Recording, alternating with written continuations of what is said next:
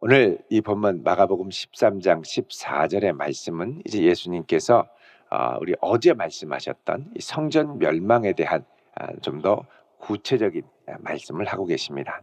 특별히 성전이 파괴될 때, 성전이 멸망해서 무너질 때 그 징조가 무엇이냐 하는 것이죠. 14절에 이렇게 말씀합니다.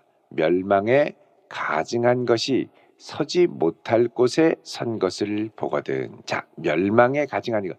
성전이 멸망할 때 어떤 징조가 있느냐?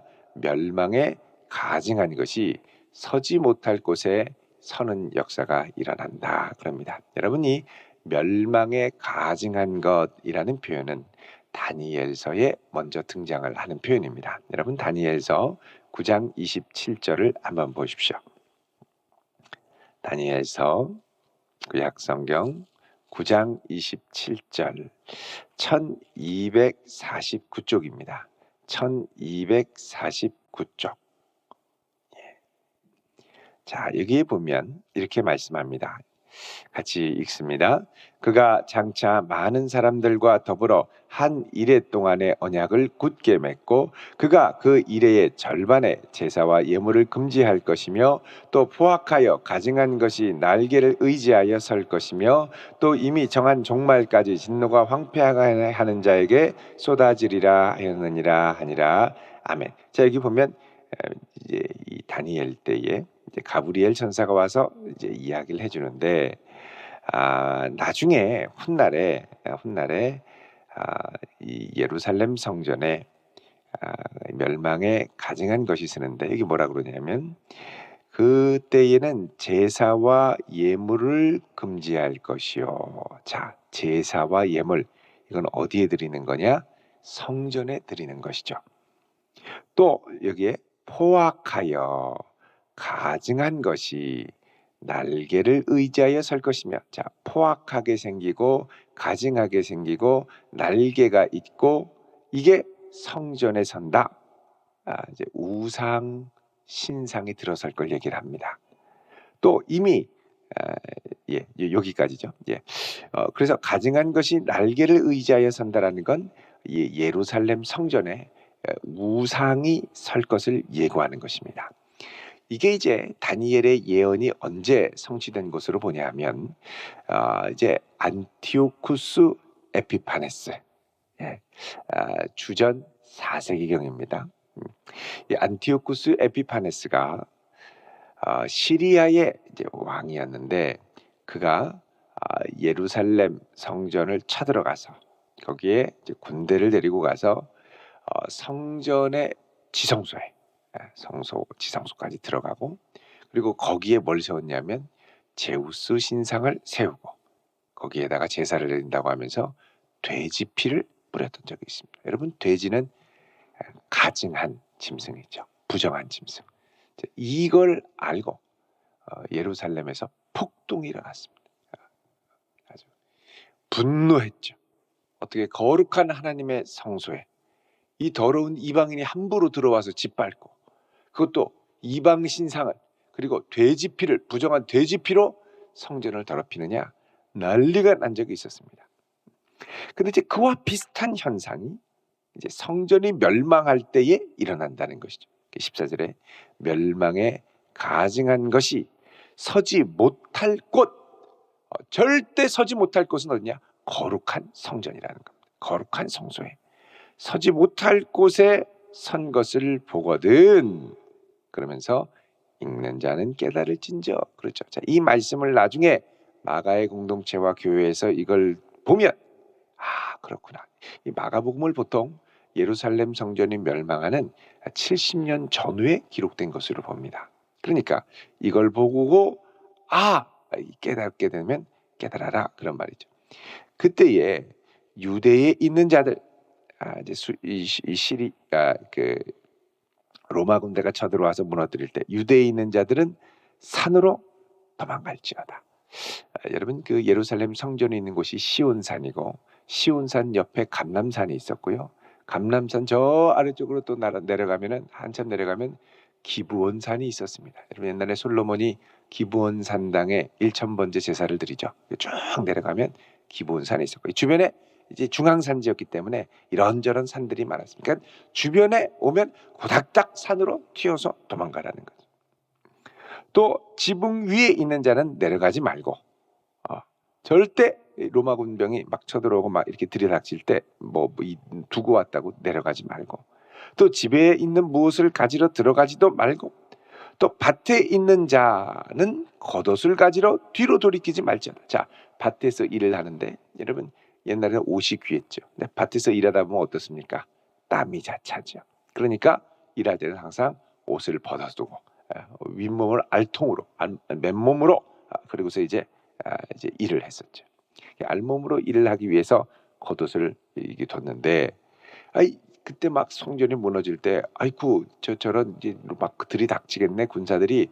그리고 다시 가서 벗어놓은 데 가서 그 옷을 가지러 가지 말고 돌이키지 말고, 또 그날에는 아이 벤 자들, 젖 먹이는 자들, 아이를 잉태해서 피난해야 되는데 어려움이 있을 것이다 그러죠. 특별히 18절에 이 일이 겨울에 일어나지 않도록 기도하라 그럽니다. 여러분 겨울은 이스라엘에게 우기입니다. 비가 많이 내리는 계절이죠.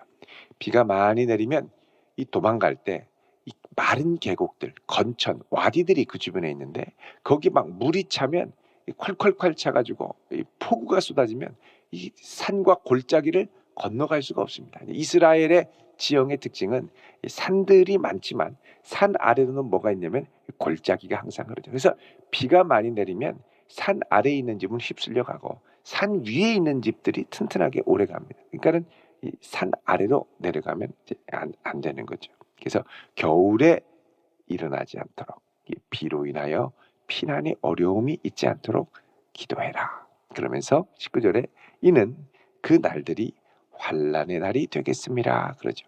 하나님께서 창조하신 시초부터 지금까지 이런 환난이 없었고 후에도 없으리라. 자, 이게 이제 묵시문학적 표현으로 성전이 무너지는 것은 온 세상이 뒤바뀌는 천지개벽의 역사입니다. 이런 일이 없을 것이다. 그러죠. 자, 그런데 주님께서 그 날들을 감하지 아니하셨더라면 모든 육체가 구원을 얻죠. 자, 이 날을 주님께서 그래도 빨리 감해 주시지 않으면 그 들이닥치고 핍박을 당하는 기간 동안 참 어려움이 많고 이 로마의 공격으로 견디기 어려운 때가 있을 것이다. 너무너무 힘들 것이다. 그러니까 빨리 이 날들을 하나님께서 감해 주셨다는 거예요. 자, 이런 징조, 멸망에 가증한 것이 서게 될 때 조심해라. 그다음 이제 또 하나 21절에 거짓 그리스도입니다. 그때에 어떤 사람이 너희에게 말하되 보라 그리스도가 여기 있다, 보라 저기 있다 하여도 믿지 말라 그러죠. 이제 요때 이제 성전이 멸망할 전후로 해서 내가 메시아다, 이 거짓 그리스도라고 하는데 그리스도는 번역하면 그 메시아니까요. 히브리어로, 헬라어로 그리스도고, 메시아 정치적 군사적 지도자로서 메시아, 예루살렘의 독립을 가져다줄 메시아, 이 메시아가 나타났는데 여기 있다 저기 있다 해도 믿지 말아라 그러죠. 역사적 기록에 따르면 그 당시에 나타난 이 메시아가 한 60명 정도 된다고 합니다. 예루살렘에 60명. 여러분 우리나라에는 그리스도라고 자칭 주장하는 분들이 한 200분 정도 나왔죠. 그 중에서 성공한 그리스도가 40명 이 정도 됩니다. 근데 그 당시에는 한 60명이 일어나니까 우후죽순으로 이 메시아 저 메시아 뭐 막 쫓아다니는 거죠. 자, 이때 사람들이 혹할 수밖에 없는 거짓 그리스도들과 거짓 선지자들이 일어나서 그 다음에 이적과 기사를 행해서 할 수만 있으면 택하신 자들을 미혹하려 할 거다. 자, 거짓 그리스도, 거짓 선지자들이 일어나는데 이제 문제는 이들이 일어나서 막 사역을 할 때 하나님의 역사가 막 나타나는 것 같이 보이는 거예요. 그래서 이적과 기사, 놀라운 역사들이 일어나는 겁니다. 그래서 할 수만 있으면 택하신 자들을 미혹할 것이다 그럽니다. 이 미혹을 위해서 사탄이, 악령이 함께, 다른 영들이 막 함께하는 역사. 그러니까 여러분 기적이 많이 나타나는데 방향이 좀 삐딱하고 이상하다. 그럼 이제 조심하셔야 됩니다. 잘못된 영은 잘못된 방향으로 전력 질주하도록 충동할 수 있어요. 그러니까 그 전에 우리가 항상 바른 말씀으로 잘 깨어 있어야죠. 자, 그래서 택하신 자들을 미혹하러 간다 이럽니다. 그래서 거짓 그리스도를 조심해라. 그리고 24절에 그때에 환난 후 해가 어두워지고 달이 빛을 내고 별들이 하늘에서 떨어지고 하늘에 있는 권능들이 흔들리리라. 이런 역사가 이사야에 보면은 에돔이 멸망할 때, 또 바벨론 제국이 멸망할 때, 이스라엘이 멸망할 때, 이렇게 이제 이 중요한 국가들이 멸망할 때 사용했다. 왜냐하면 그 당시에는 해달별을 나라를 통치하는 상징과 아버지 어머니로 봤거든요. 그러니까는 야곱 같은 경우도 이제 그, 요셉이 이제 꿈을 꿨는데 이제 해달별이 자기한테 절을 하죠. 그러니까 해달별이 결국 자기들 가족들이었는데 이렇게 해서 해달별이 떨어진다는 건 선조들의 왕과 권세들이 떨어지는 것을 상징적으로 여겼죠. 뭐 우리나라도 보면 우리 저 뭡니까 익숙한 삼국지에도 보면은 제갈공명이 이렇게 딱 밤에 이 유비가 꿈을 꿨는데 막 떨어지다가 별이 머물러 있다. 적장이죠, 적장. 이 적장이 껐다. 이 뭐냐? 제갈공명이 떨어졌는데 이게 죽지 않고 살아 있더라. 뭐 그래서 뭐 여기에 제갈공명이 죽기 전에 촛농으로 막 코를 막고 이래가지고 나타나고 막 그런 얘기가 있지 않습니까? 예. 어쨌든 이 상징적으로 위대한 인물들이 떨어질 때 이렇게 이제 해달별을 얘기를 합니다. 자, 이때 26절에 인자가 구름을 타고 큰 권능과 영광으로 오는 것을 사람들이 볼 것이다. 자, 온다라는 게 에르코마이, 그래서 다니엘서 간다란 뜻이죠. 간다. 7장 13절을 보겠습니다. 다니엘서 7장.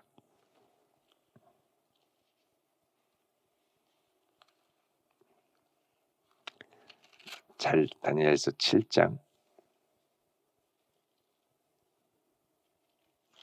13절 14절에 보면 내가 또 밤 환상 중에 보니 인자 같은 이가 하늘 구름을 타고 와서가 가서죠.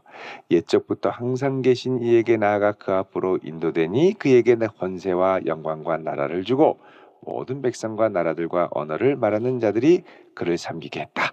뭐냐면 예수님이 부활 승천하셔서 아버지 하나님께로 올라가 모든 권세를 받는 이 역사들.